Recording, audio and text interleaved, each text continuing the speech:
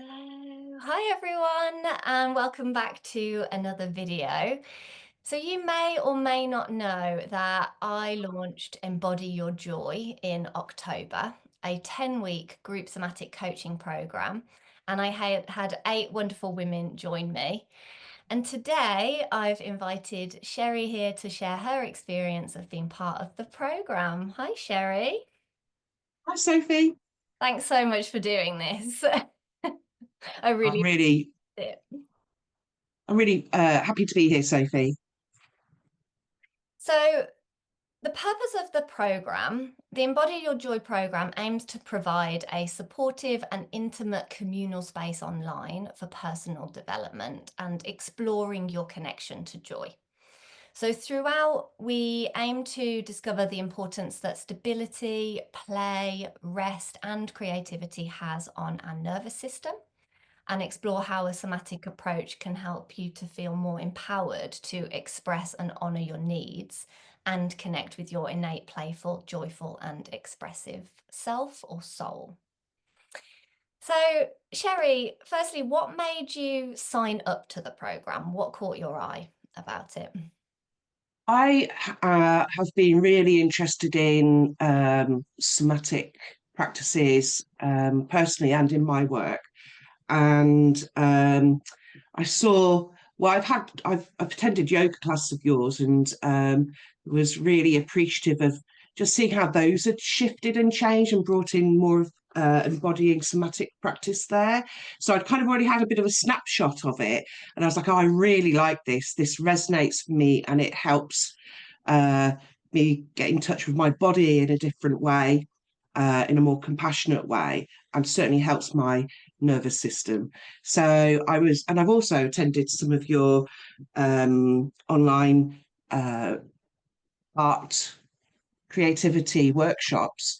So it was like, gosh, this is like the great package of bringing them both together. So I was intrigued, and I also kind of felt like it was a gift because I know that coming into the winter, um, like I can kind of go into hibernation mode. So it was something I was looking, this might be a really good gift for myself to kind of manage the peaks and troughs of my mood through winter, have like a focus to, and really it's about self-care and learning new ways of doing things and kind of opening other parts of my brain. Yeah, yeah, I love that. Yeah, it was such a lovely thing for me to do during winter as well, because like evenings are quite challenging when it's so dark. So, and you're not the only person to say that. There were other people that said just having that thing every week, that consistent place to go. And yeah, because I think our self-care can kind of fall off in the Mm. winter, maybe in sometimes, Mhm. the busyness of Christmas and holidays and things. So it was nice to just have that thing every week to go to. Absolutely, like it was like that touch point, that guidepost, that this checking and learning and experimenting. So it was nice to have this something new, and yeah, really appreciated. Yeah, good, thank you. So how would you describe the nature of this program to others?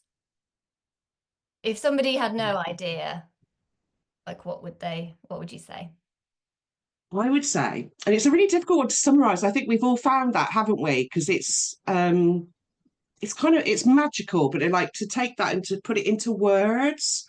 Um, I would say if I was to try and find brief words to use, I would say that it is an invite to check in with yourself in a compassionate, holistic way, and also an invite to learn practices to regulate, to soothe, which then allows this kind of opening out to being curious and experimenting with creativity in all its forms, whether it be the way you move your body, whether it be pen to paper, paints, or whatever it might be. It kind of allows that to kind of be explored and developed. So that's what I would say. Yeah, yeah, I love that. That's a, yeah, because that is a big part of it. And I think when something is called Embody Your Joy, it's like, oh, that's quite a lot of pressure for 10 weeks. But actually, it's not about getting to the end of 10 weeks and going, oh, I'm fully embodied in my joy now. I know Mm-hmm. exactly, what's missing or what's needed, or it's it's a step, it's those initial stepping stones and foundations of figuring out where you might be missing connection to joy and what might be needed in winter, like when we were running it Mm-hmm. autumn to winter. So it's like, well, what's actually needed this time of year for me to veer towards more joy when things are challenging?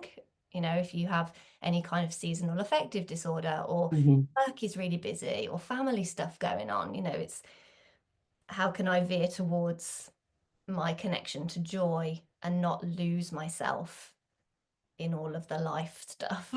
Mm-hmm. Oh, do you know, Sophie, I think that's so key, isn't it? Not to lose myself in the life stuff and those old patterns. Mm. Yeah, this was the because I feel like this is allowing a receptivity to new ways of responding. And I think that even that, the movement practices, there was some that was so joyful that like shifted out of the funk energy at the, it was the end of a long working day or what have you. And it's like, oh, there's like joy coming like this, or there's like excitability. And I know that's different for different people, but it's really it's kind of it's like for me it was experiential learning of look at these practices that can be really simple, these simple movement of body or whatever, or whatever, or a nidra or whatever it might be, that just allows some of that kind of pausing and opening out of the funk. I loved it. That was, yeah, and I really liked what you said. That was really, really cool. Yeah, definitely out of the funk. And that's such a good point about it being different for everyone. When you've got a group of people, everyone has their own experiences, and this is the really important thing that I bring into this, is that we've got a container, we've got themes every week, but from there we can kind of expand it into, well, what do you need? So your joy might have been dancing around the room and Yeah. needing to expend that energy, or kind of shake off the funk. And then somebody else might have been like, actually, I need to just lie down, I need to cocoon in a blanket, Mm-hmm. I need to pause, this is my pause from the workday or whatever into the next thing. Mm-hmm. um yeah, so that's a really good point to make. And it can be different kinds, because I remember times where I just wanted that cocooning too, so it's this course and the check-in kind of allowed that to become part of a practice, of just that check-in of what do I need in Yeah. this moment? What is it that I need? You know. So yeah, Yeah, beautiful. because we can think we can kind of think this is what I need because it's what I do every day. Like if you're So, practice like strength training, love a strength training. But mm, actually when you check in, you might go, oh, I'm feeling a bit under the weather, or like mm-hmm, something, something's going on. It might be hormonally, it might be like, whatever. Um, so actually it might be realizing that you need something else. Yeah. Yeah. mm, mm-hmm, In those initial weeks, I invite you all to kind of reflect on why you're joining and what you want to get out of it. And it's with a coaching program is about setting your own intentions and your own goals for personal development. Mm-hmm. And that's something that I can't tell you what to do, and everybody will want something different out of it. So in those initial weeks, I invite you to set your goals and your intentions, and then we keep aiming to come back to them throughout. And then at the end of the 10 weeks, it's like, well, what was my initial goal? What was my initial intention? And where am I now? And that could change throughout. It doesn't have to stay the same.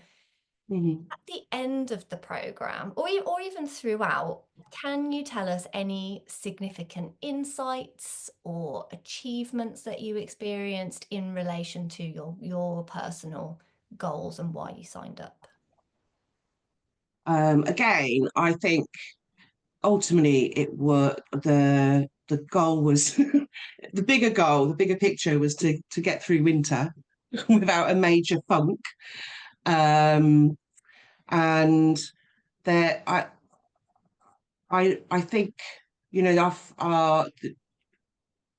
right from the get go, we were using this somatic check-in, which I'm sure people will find out when they join the course what that is.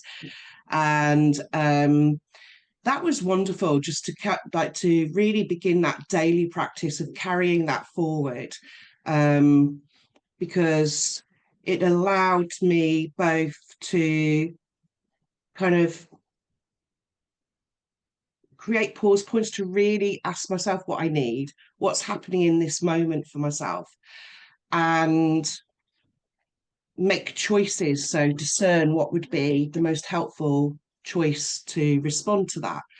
And to then begin to build that throughout the day. So during the work time, the end of work time, going for a walk. That was something really big because I'd started a walking challenge. So that was really interesting for me to notice difference in the start of walking at the end of the workday to during and after, and noticing when my nervous system is soothing and settling.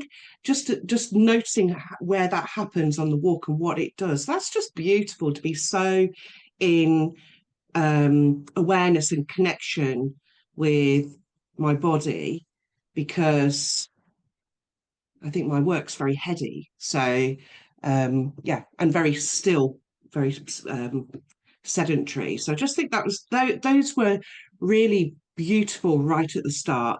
I mean, I could go through every single session of of the course because there was so Yeah, much great stuff in it. I really liked did you say it's somatogram? the somagram. Somagram, thank you. Again, it kind of helped build reconnect in my body and what I need.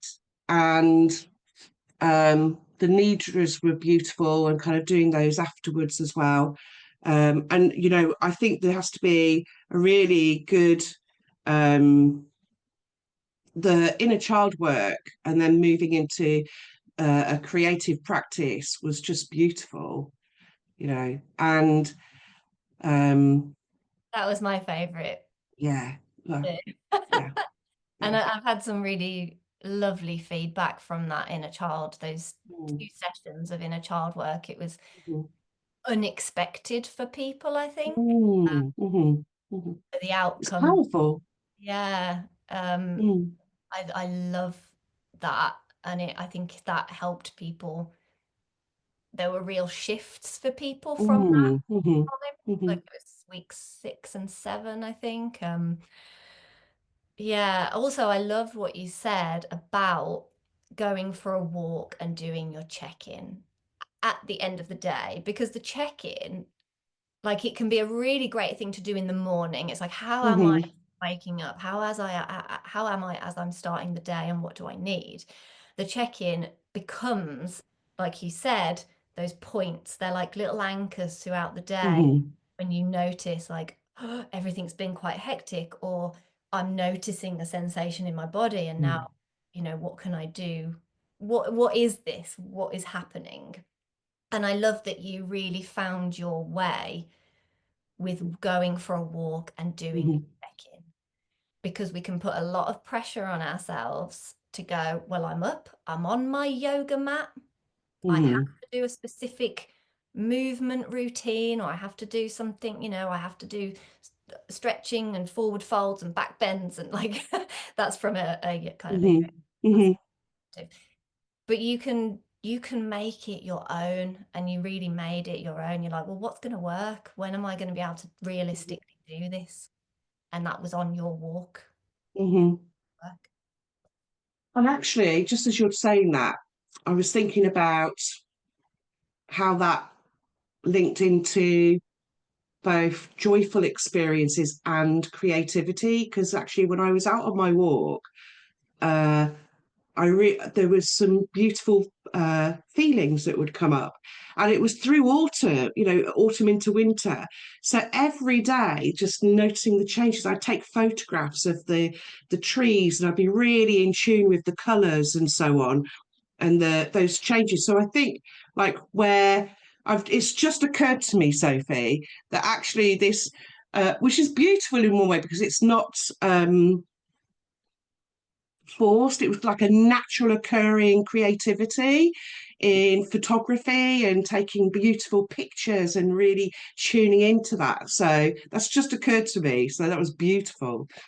That's such a great Mm. insight, because it can happen, yeah, without the forcing, without the pressure. It's you were just it you were more you were in that grounded space, and it came to you. Like that's what Mm. for me with my creativity, when I am really stressed and when I'm in my head, I can't see those creative moments quite so easily. Mm-hmm. Those joyful moments. It's all very like ah. Mm-hmm. Mm-hmm. Was Absolutely. was there anything that you found challenging? Any barriers, any resistance during the program? Um, I think this is quite important for people to it realize that. is, isn't it? I think it's the in the so the in the one point there is that touch point of each week for 10 weeks or what have you, and um so nothing's either all good or all bad, is it? So it was really important, and it took at times, particularly if it'd been a really kind of long day, a tiring day, it was kind of it really took a real push to think no, to motivate to attend. But you know what? After attending in each of those, it's like, oh, thank goodness I did it. So it's just that I think it's those, and it's the same with anything, isn't it? That kind of committed action to because I know that it's going to help, and I'm going to feel a different way. I'm going to have spent time in this beautifully held container with wonderful people, learning and gifting to myself. So, and it's just those reminders. So I think it's that maintenance and the motivation when perhaps the day's been unsteady, and actually that then unfolds into kind of the daily practices, and but actually that I found a way of pinning it in that wasn't a struggle. And I think it's just we think it's going to be more of a struggle to commit time than it actually is. Yeah. So I don't know, we can scroll on social media for hours, but like committing to like a 5-10 minute practice or a little bit longer. So it's just holding that, I think. And I think it throughout the course there's a finding your way with that. Mm. Yeah. Yeah, that's such an important point that you made about we can easily scroll on social media rather than turn up for something we know is going to help. But it's, yeah, like how do you, because one is almost just wanting to get away from the feelings, and one is actually acknowledging it. Yeah. and becoming more aware of yourself, which can be very confronting. Um, but there's always opportunities in the program to come back to grounding and safety and connection, if something feels challenging for you. Uh, Mhm. yeah, sticking to it. I think signing up to a program and knowing, okay, it's 10 weeks. Mhm. I can do this. Like, it's not forever. Yeah, that's an interesting one. Mhm. How did you find the program content as a whole? So if you kind of sum it up, I know we've been Mhm. probably talked for longer than I intended us to. I was like, Sorry. it'll be 10 minutes, but this is me and my YouTube videos. I go on for ages. So how did you find the program content as a whole? I thought it was I thought it was insightful. It was a new approach to things. It was creative.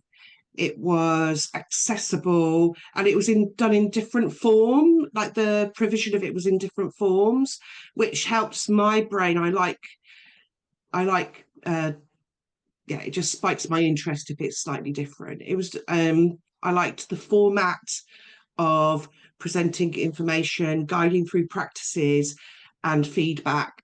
Yeah, I think it was a really well considered and developed program in all of its formats. Ah, thank you. Thanks. It was the first time that I've ever run it. So, I like it's really wonderful to hear that because I will be coming away from it with criticisms. Mm-hmm. I've had some really great feedback for both, what could be changed and what didn't, what was great. So, and it's really helpful to get both of those views. Mm-hmm. Um, yeah, and it will be developed as we go and as different people come in as well. So, Mm-hmm. yeah, thank you for that. So to kind of close up this little interview, um, Mm-hmm. can you share any final words or thoughts for anyone who is considering signing up or perhaps is unsure, like a final? I would say it's a gift of time and care for yourself, and it really that's what I say, it's a real gift, and in to kind of awaken a more compassionate response for yourself, and it's fun, and you hold a very beautifully held container. And I know one of my friends was on the course as well, and they were just blown away by how quickly that container is held and made, and the safety of it. And I just wanted to kind of feed that back. So I would say to people, be curious. It's a real wonderful gift for yourself, and there's so much learning, but it's so gentle. It's not forced. It's interesting, and it's curious, and just beautiful and joyful. Lovely, thank you. I'm glad that you said fun because you don't. I think something that's called Embody Your Joy, you think, oh, it's going to have a little element of Yeah. fun to it, within the uh, kind of the complexities that we all bring, the Hmm. humanness that we all bring Hmm. to it as well. Thank you so much for doing this and for feeding back. It's been really lovely to chat to you about it. And for anyone that is interested in signing up, you can find my details at sophierayyoga.co.uk. I'm going to link it below. Um, the next program starts on the 18th of March and it's 10 weeks. It's Tuesdays at 6:30 for an hour and a half. And yeah, get in touch if you have any questions and if you are thinking of signing up but you're unsure. And yes, thank you everyone. Thank you so much, Sherri. Thank you, Sophie.